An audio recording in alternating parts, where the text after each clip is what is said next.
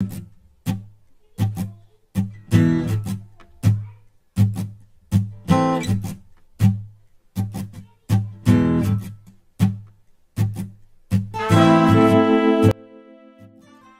régimen militar en Chile.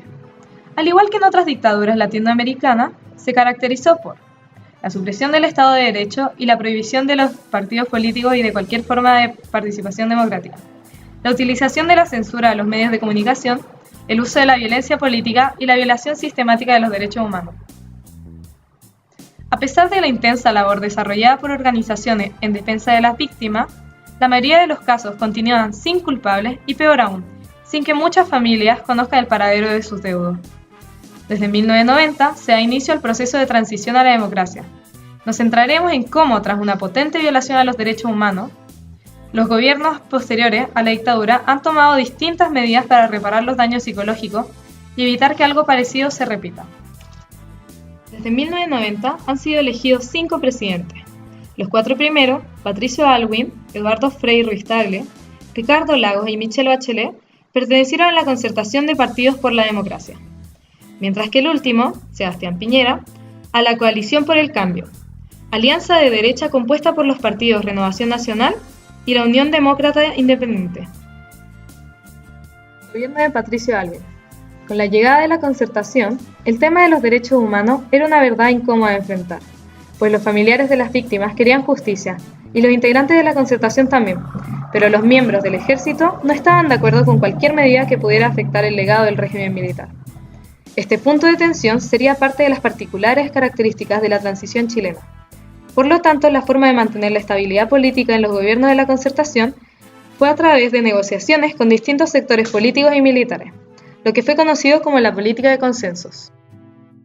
Una de las principales tareas propuestas dentro del gobierno de Aylwin fue avanzar en la búsqueda de verdad y reparación en los casos de violaciones de los derechos humanos. Sin embargo, este tenía una cárcel de acero, que sería la Constitución de 1980, en donde se encontraban las leyes de amarre, las cuales protegían ciertos elementos de continuidad del régimen militar ya concluido, siendo uno de los principales la presencia del general Augusto Pinochet en el cargo de comandante en jefe del ejército, en el que se mantuvo hasta 1997. Si bien esta presencia era evaluada de distintas maneras, por algunos como un elemento de continuidad institucional, para otros constituye un punto de tensión para lograr la esperada reconciliación nacional. En mayo de 1990 se creó la Comisión Nacional Verdad y Reconciliación, conocida como Comisión Rettig, ya que estaba dirigida por el jurista radical Raúl Rettig, que tenía como misión investigar los casos vinculados a las violaciones de derechos humanos que habían terminado en muerte y desaparición forzosa. Como resultado de su trabajo, la comisión entregó un informe al presidente con un relato de hechos sobre cerca de 3.000 casos de violaciones de derechos humanos, o hechos de violencia política con resultado de desaparición o muerte. De esta manera, el gobierno creó la Corporación de Reparación y Reconciliación, que junto con la Oficina Nacional de Retorno se encargó de ayudar y compensar a quienes sufrieron violaciones a sus derechos durante la dictadura. En abril de 1991, miembros del Frente Patriótico Manuel Rodríguez Autónomo dieron muerte al senador UDI, férreo defensor del régimen militar, Jaime Guzmán Errázuriz. Lo anterior llevó a la creación de un Consejo Coordinador de Seguridad Pública, cuya misión fue desarticular a los grupos políticos que mantenían armas y que terminó por desarmar el Frente Patriótico Manuel Rodríguez Autónomo y al Movimiento Juvenil Lautaro. El gobierno buscó implementar su tesis de justicia en la medida de lo posible, optando por buscar mecanismos de reparación a los familiares de las víctimas de violaciones a los derechos humanos y privilegiar el conocimiento de la verdad sobre lo ocurrido en el régimen militar. Gobierno de Eduardo Frei Ruiz-Tagle. El candidato Frei se comprometió a resolver los casos de violación a los derechos humanos restantes, disminuir los denominados enclaves autoritarios de la Constitución de 1980. Respecto de los derechos humanos, implementó una mesa de diálogo con el fin de encontrar cuerpos detenidos desaparecidos. Esto se llevó a cabo de manera exitosa, a pesar de la escasa y a veces falsa entrega de información por parte de los militares.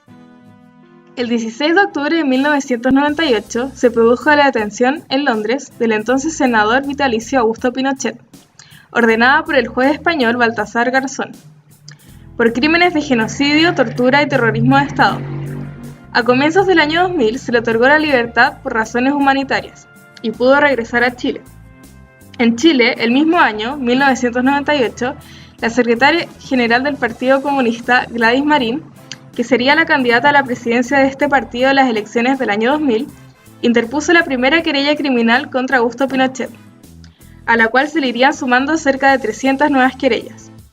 Esta primera querella abrió el debate sobre el desafuero de Augusto Pinochet en su calidad de senador vitalicio de la República.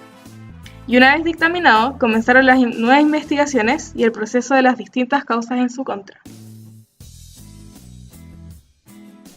La apertura en Chile del caso Letelier terminó por condenar en 1995 a dos importantes jerarcas de la DIN, el general Manuel Contreras y el brigadier Pedro Espinosa.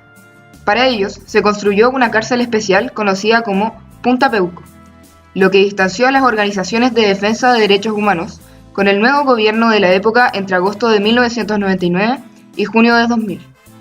El gobierno constituyó una mesa de diálogo a fin que los militares entregaran más información para dar con el paradero de numerosos detenidos desaparecidos. Las Fuerzas Armadas lograron identificar el destino de 200 víctimas. Sin embargo, el proceso se vio empañado por la falla en la entrega de información. El gobierno de Ricardo Lagos. En 2003, Lagos constituyó la Comisión Nacional sobre Prisión Política y Tortura, cuyo objetivo fue extender el reconocimiento de víctimas a los sobrevivientes que habían sido torturados o estado detenidos.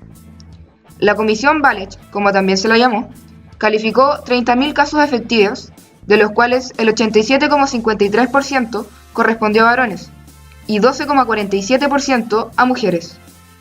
A pesar de que no existe un total acuerdo respecto del alcance de las políticas reparatorias, el conjunto de la sociedad ha valorado la protección de los derechos humanos y su importancia para la existencia de una sana convivencia democrática.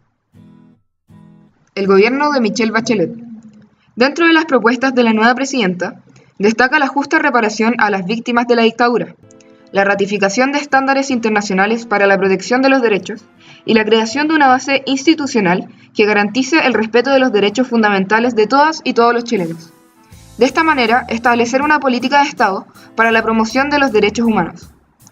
Para ello, se creó el Instituto Nacional de Derechos Humanos con el objetivo de promover y proteger los derechos humanos de todas las personas en Chile, sin mediar ningún tipo de discriminación. Hoy, el instituto tiene atribuciones para proponer medidas con respecto a la protección de los derechos humanos de los chilenos, como ha sido el caso de abusos en las detenciones durante las movilizaciones sociales, discriminación social por orientación sexual, etc. También se creó el Museo de la Memoria de los Derechos Humanos, contribuyendo al proceso de recuperación de la memoria histórica chilena. Además, Chile ingresó a la Corte Penal Internacional, en donde se aprobó la Convención contra la Desaparición Forzada de Personas y suscribió el protocolo de la Convención contra la Tortura. El gobierno de Sebastián Piñera. Este gobierno rompió la racha de gobiernos de la Concertación. Con la llegada de la derecha al poder, la materia sobre los derechos humanos no sigue teniendo la misma relevancia que los años anteriores. Los derechos humanos no fueron una prioridad dentro de su programa.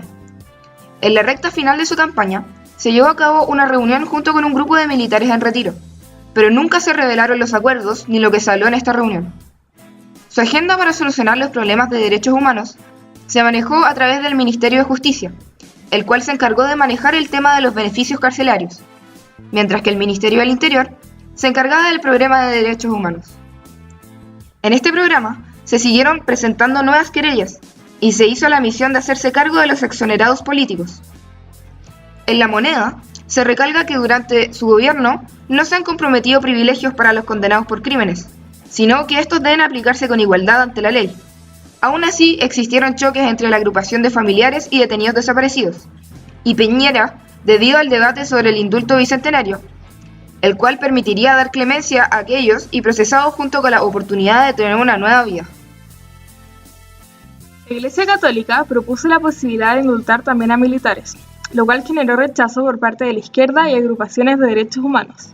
Sin embargo, Piñera no estuvo de acuerdo con el indulto general, sino en indultos particulares, en donde no estaban incluidos los exmilitares condenados por delitos contra los derechos humanos ni otros condenados por delitos graves. En el contexto de la conmemoración de la primera mitad de su mandato, el organismo reconoció algunos avances. como la entrada en funcionamiento del Instituto General de Derechos Humanos y la publicación del informe de la Comisión Valets II sobre prisión política y tortura durante el régimen militar. Durante este periodo, los asuntos sobre los derechos humanos tuvieron gran relevancia debido a la presencia de criminalización de la protesta social por parte de la policía, la persistente violación de los derechos humanos de pueblos indígenas y la aplicación de la ley antiterrorista a pueblos mapuches. Conclusión. Tras un periodo que afectó al país tanto psicológica como socialmente debido a la violación de los derechos humanos, los gobiernos posteriores al régimen van a dedicarse a reparar los daños que ésta le ocasionó a las víctimas y a las familias de ésta. La labor de los gobiernos sucesores no fue sencilla, debido a la Constitución del 80, la cual no ha sido cambiada hasta el día de hoy, pero se intentó hacer lo posible para poder investigar todos los casos de transgresión hacia los derechos humanos y lograr hacerle justicia a los afectados. Por mi piel morena borraron mi identidad. Me sentí pisoteado por toda la sociedad. Me tuve que hacer fuerte por necesidad. Fui el hombre de la casa muy temprana edad.